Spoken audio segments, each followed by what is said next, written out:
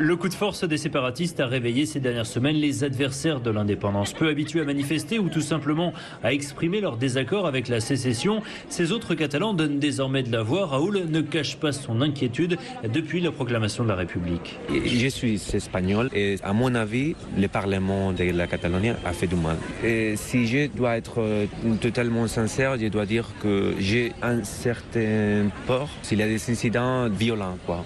Selon lui, la tension pourrait déboucher sur des affrontements entre pro et anti-indépendance. Il faut dire que la voie unilatérale a fracturé la société.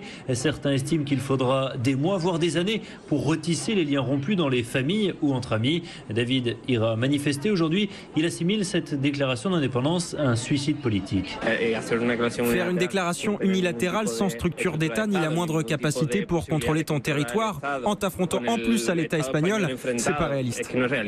Et à midi, les partisans de l'unité de l'Espagne manifesteront dans l'une des plus grandes artères de Barcelone, le Paseo de Gracia. Le choix de cette avenue n'est pas un hasard, c'est là que les indépendantistes ont organisé leur plus grande marche ces dernières années. À Barcelone, Henri de la Guéry, Europe 1.